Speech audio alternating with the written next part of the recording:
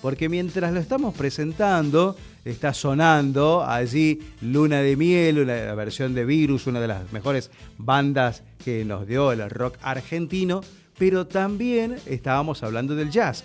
¿Cuál será el género musical que le gusta a nuestro gran amigo Sergio Lizárraga, nuestro profe, con la columna de cultura? ¿Qué tal, Sergito? ¿Cómo estás? Buen día, buen sábado. Buenos días, ¿qué tal? Muy buen sábado para ustedes también. Me gusta mucho el jazz. Sí. Escuché que Tafí Viejo es una de las sedes Ajá. y en Tafí Viejo hay grupos de jazz Mm. de chicos muy jóvenes que hacen muy buena música y que están permitiendo que muchos tafiseños se acerquen a ese género que, como vos bien has dicho, es muy particular Claro.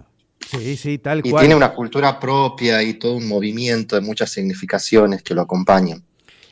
Bueno, vos sos una persona realmente muy, muy allegada a la cultura en sus diferentes expresiones y nosotros tenemos el privilegio de tenerte ahora casualmente acá en la radio hablando de literatura y de todo lo que significan las letras, que bueno, sos un especialista. Luego también lo vamos a tener y te invito a que los escuches a Jorge Martorell, otro tucumano que está en Buenos Aires y nos mantiene atento a toda la agenda cultural que sucede en Buenos Aires, pero sin perder la impronta tucumana. Así que vamos a tener mucha cultura en lo que significa el programa de la radio.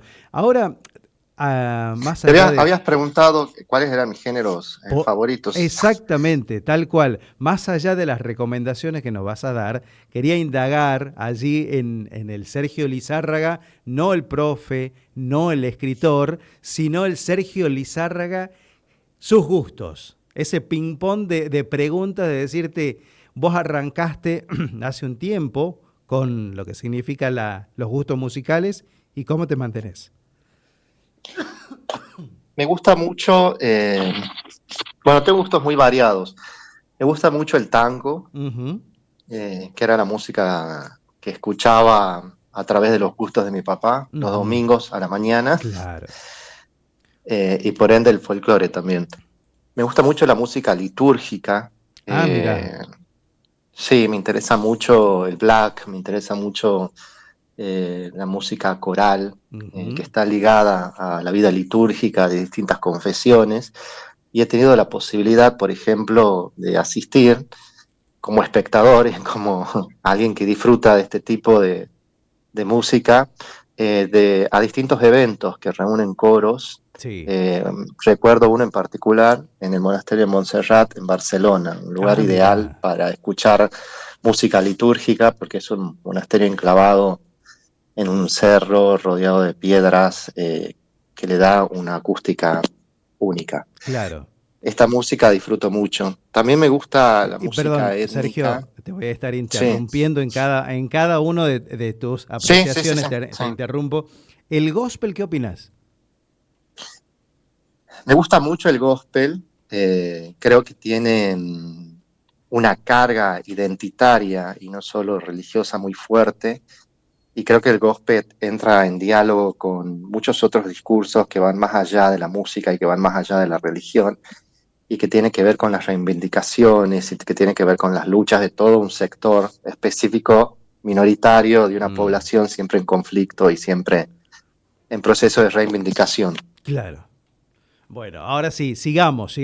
A ver, lo que sí tenemos que dejar claro, porque sabemos, y vos sos un gran respetuoso de esto, que significa que todos los géneros musicales generan cultura. Significa algo de la humanidad en sí. Podemos estar de acuerdo o no podemos estar de acuerdo, compartimos o quizás no la escuchamos, pero sabemos que es cultura lo que se genera allí, de tribus urbanas y demás. A ver, por ejemplo, algo que escuchó siempre un gran amigo en común que tenemos, que es Francisco Caligiuri, porque bueno, es Sí. de su tierra, ¿no? El cuarteto, ¿sos del cuarteto? ¿Escuchabas cuarteto en algún momento? ¿Bailás cuarteto, por ejemplo? Hablamos con el profesor Sergio Lizárraga. ¿No sabes que a mí me interesa mucho la cumbia colombiana? Ajá, bien. Porque tenía un gran amigo colombiano sacerdote que disfrutaba mucho de esta música y disfrutaba mucho compartirla Ah, mira. entre sus amigos. Y creo que es algo muy elegante la cumbia colombiana. Y el cuarteto, estoy de acuerdo. Creo que hay que separar el concepto ya tradicional de belleza Ujú, para identificar si, qué es culto y qué no. claro. La sola pregunta, ¿no? Si algo culto, si algo es culto o no lo es, ya denota una marca de presencias de discursos que ya están Ujú, perimidos. ujú, Pero sin lugar a dudas, las manifestaciones musicales en general son portadoras de una identidad, porque detrás de esa manifestación artística, detrás de esa manifestación, hay una carga social, hay todo un grupo que la produce, que la consume, que la difunde, que la defiende, que la sostiene, que la convierte, sin lugar a dudas, en un producto asociado, ¿sí?, con determinadas marcas de identidad, con determinados procesos históricos, con movimientos sociales. El cuarteto es un claro ejemplo de eso. ujú. Eh, Fíjate cómo el cuarteto ha logrado vencer las fronteras provinciales y se ha ido imponiendo, y cómo el cuarteto ha tenido referentes nacionales que han hecho que esa música sea consumida desde todos los sectores sociales y por todas las edades, en distintos eventos, Claro, no solo en cumpleaños. Y exacto. como también esos referentes han logrado una connotación tan notable que han ido mucho más allá de las fronteras nacionales, y este tipo de música también está presente en fiestas y en medios y en eventos de otros países como Chile, por ejemplo, donde el cuarteto, la cumbia, este tipo de manifestaciones también han logrado una gran fuerza. Claro. A ver, me hiciste pensar hace un ratito y recordar, bueno, vos la conocés a la Medio Limón, ¿eh? La conozco, sí, sí, Claro, sí, tal sí. cual. Y bueno, el Creo que fin la de... conozco, creo que la conocí mucho antes que vos. Exactamente, tal cual, la conociste antes que yo, tal cual. Tenés toda la razón. Sabes que el fin de semana pasado, cuando ella, bueno, que practica el deporte y que va y hace vóley y toda la historia, íbamos a Monteros y aprovechamos un momento de decir, che, siempre estamos escuchando radio, y decimos, che, si escuchamos música, y bueno, y ahí escuchábamos música de esta que vos decías, la cumbia. Sonó cumbia colombiana, cumbia peruana, por ejemplo, a ver, los exponentes como la danza de los mirlos, no sé, Caricia, Ciclón, que había Ujú. esa música que te originaba una alegría y demás, pero lo que más me llamaba la atención a mí en ese momento, de decir esa cumbia vieja, por decirlo de alguna manera, era la calidez y la inocencia de las letras. Bueno, Ricky Maravilla, ¿no? Claro, exactamente, Que sí. tenía, si bien Ricky Maravilla tenía letras con ciertas ironías, con un sarcasmo, con el típico doble Sí, sentido, si comparamos esas letras con muchas de las que hoy escuchamos, realmente parecen muy inocentes, ¿no? Por ejemplo, las del reggaetón. ujú, Pero sucede algo muy interesante, y es que, por ejemplo, este debate se da mucho en las escuelas, sobre todo cuando nos detenemos en el concepto de belleza.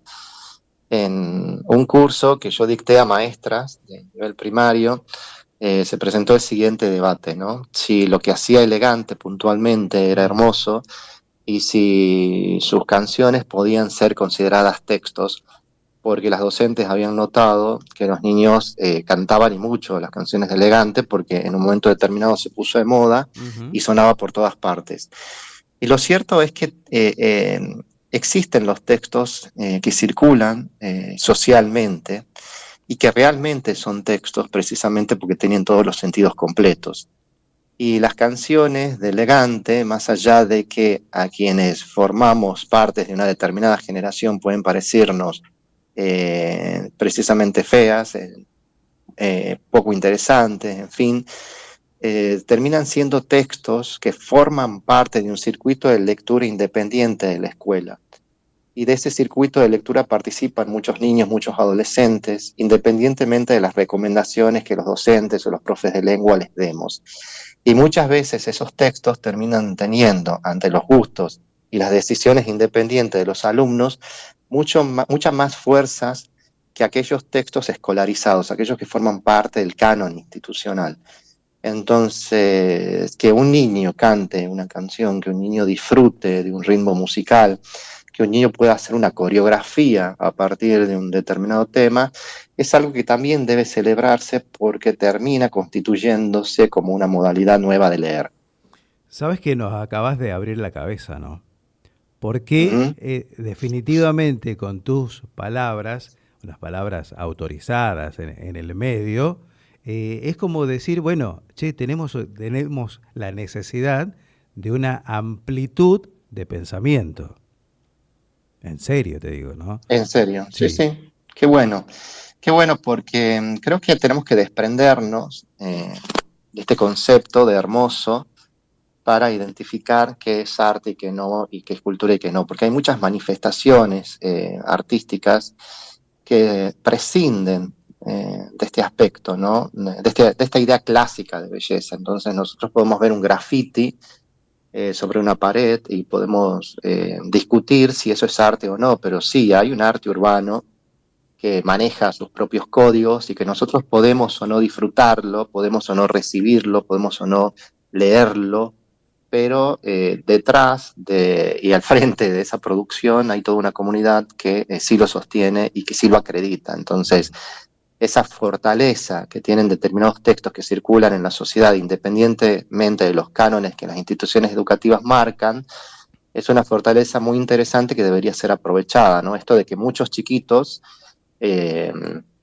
aprendían el abecedario gracias a Elegante ah, y no aprendían ese abecedario de la escuela, de la A de agua, de la I de indio, de la E de enano, ¿sí? claro. ¿Por qué? Porque para muchos chicos de estas generaciones, una canción de Elegante es mucho más seductora que un alfabeto con la I de indio, con la E de enano, con la X de xilofón, Ujú. porque son nuevos lectores que tienen otras demandas, que tienen sus propias identidades y que sobre todo tienen la posibilidad de circular con autonomía en otros caminos repletos de textos también. Y uno de esos textos son las canciones. Sin lugar a dudas, el cuarteto también Claro. puede ser una herramienta, un nuevo recurso para acercar a un alumno a la lectura. Y yo siempre destaco la importancia que la música tiene en el proceso de alfabetización. Sin lugar a dudas, la música dentro de las áreas artísticas es una de las más importantes a la hora de fortalecer procesos de adquisición de la lectura y de la escritura.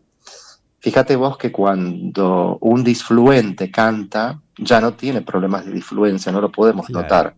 Lo claro, mismo sucede cuando actúa. exactamente. Entonces, cuando hay ciertas Contale, por problemáticas de favor, lectura vacilante, la música es un recurso. Sergio, como para terminar este tiempo, Sí, contanos qué es un disfluente para la audiencia, que no todos lo conocen.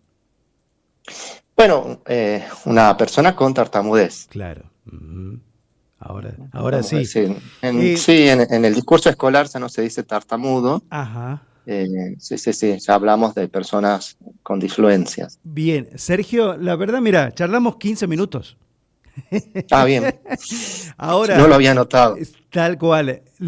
¿Sabes por qué? Porque Sí, lo ameno de la charla.